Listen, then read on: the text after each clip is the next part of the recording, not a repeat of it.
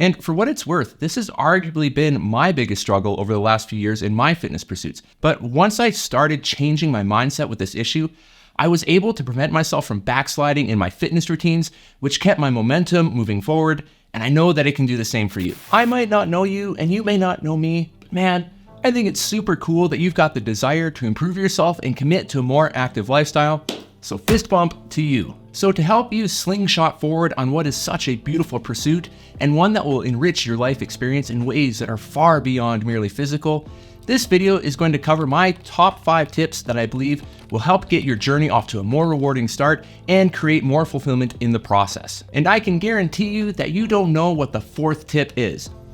Well, actually, I think that you do, but there's something profoundly powerful and unique that you can do with it here in this video. So as we get started, above all else, please remember that your God-given value of who you are doesn't change based on your fitness level. You are wonderful and beautiful, and you have been created with an inherent value that is not predicated on your physicality, so keep that in mind. Tip number 1, avoid all or none thinking. This is a mindset that involves foregoing your entire workout or fitness training session if you can't do every bit of it.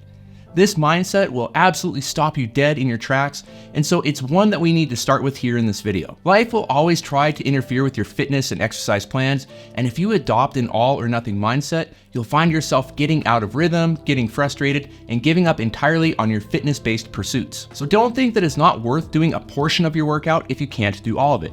Something is better than nothing, and it will absolutely help strengthen your fitness habits and keep your momentum going when it comes to pursuing and maintaining the active lifestyle you want to achieve. So change the game plan for the day if you have to. Maybe you planned on doing a full body workout and a 20-minute power walk afterwards, but something came up in your schedule, or maybe you just don't have the energy you'd like to have for that particular session. So if this happens, don't sweat it. Just call an audible if you have to, do a few sets of bodyweight squats in your kitchen, and then go for a 5-minute walk. Or take the pressure off yourself to do a hard workout and just do a mild intensity 15-minute bike ride or any other activity that you find enjoyable.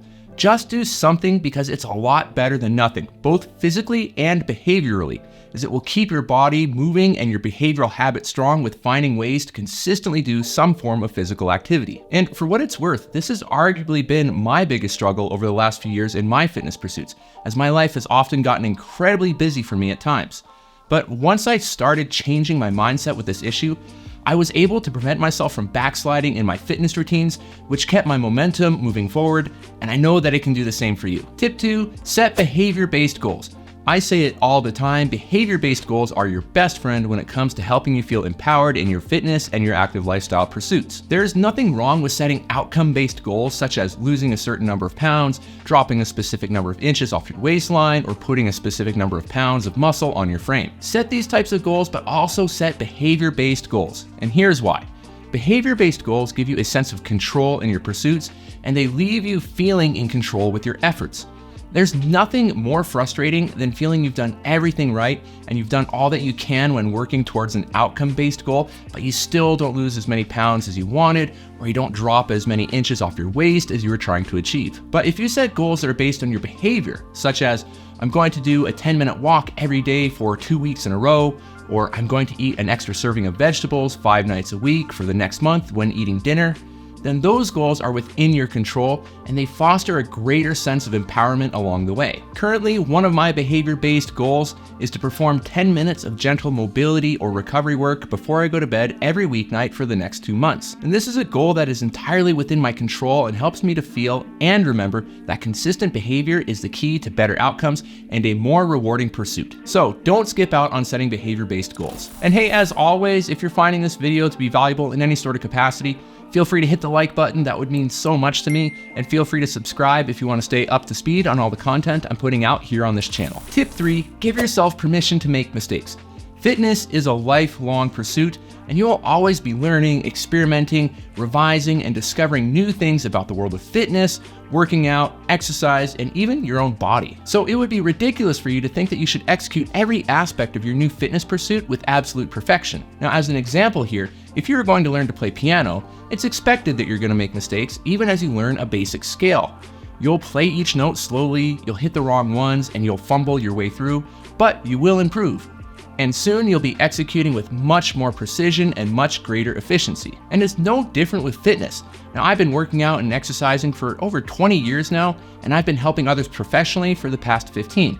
And I'm still learning. So take the pressure off yourself here and don't be afraid to learn as you go. And for the fourth tip here, I need your help. Now, I could sit here and spout off 200 or more tips that I've got in this brain of mine from doing this for so many years, but I don't want this to be entirely about me. I believe it's important to build a community of viewers who want to help each other along the way towards achieving a more active and healthier lifestyle. And so I would love to hear any tip you'd like to share that you feel could help others in their fitness and active lifestyle pursuits by leaving a comment below. Now, I wouldn't be asking this if I thought that you didn't have anything to offer, but I'm confident that you do. And I want you to leave a comment because I truly want this to be a community that helps one another by supporting and encouraging and reminding others that they're not alone in their pursuits. So let's all move forward together. And if you've learned something valuable when making attempts to be active and healthy, let us know in the comments below. And tip number 5, don't overcomplicate it. To call the fitness world confusing can be a vast understatement, and I know it can be intimidating for beginners and those who simply want to feel confident that they're doing the right things. The fitness world is filled with all sorts of ridiculous information, which presents a few common hurdles or barriers for those looking to become more fit and active. And I'm not talking about tips here, I'm talking about adhering to dogmatic beliefs. First, plenty of information online simply isn't accurate, which can lead to unrealistic expectations of what you should do for your fitness pursuits or how your fitness journey should unfold, which can be either physically or emotionally harmful if you take stock in this bogus information. The second issue is that even if they are accurate, a lot of these dogmatic beliefs aren't appropriate or necessary for beginners. Trust me here, there can be a time and a place for highly precise and advanced training interventions, and I would know. I've made some incredibly complex and very scientific regimens for world-class athletes and Olympians over the years, but for the average individual, it doesn't need to go to those depths, at least not in the early phases when you're just trying to get into the rhythms and the behaviors of becoming more active. So here's your solution around the issue. Focus on the 20% of the inputs towards your fitness that yield you 80% of the results. This is known as the Pareto principle or the 80-20 rule. And the 20% of inputs that will get you 80% of your results are challenging your body with strength training sessions a few times per week, performing a couple of cardiovascular or conditioning-based sessions per week, avoiding eating processed foods, and getting lots of sleep. Now, if you simply focus on staying consistent with pursuing those concepts, 80% of the results you're after will come. And once you've mastered these concepts, then if you want, you can focus on the other 80% of the inputs that give you the remaining 20% of your outputs. Now, as much as I love sharing all my personal and professional insight with all of you, the premise of this video is to share a few powerful tips that can help point you in the right direction and not necessarily overwhelm you with any overly long, complex, or even boring video. So if you want more information with living an active lifestyle, be sure to check out these videos if you want to learn more tips, tricks, and insights from a geeky and passionate physical therapist such as myself. And in the meantime, keep making great things happen.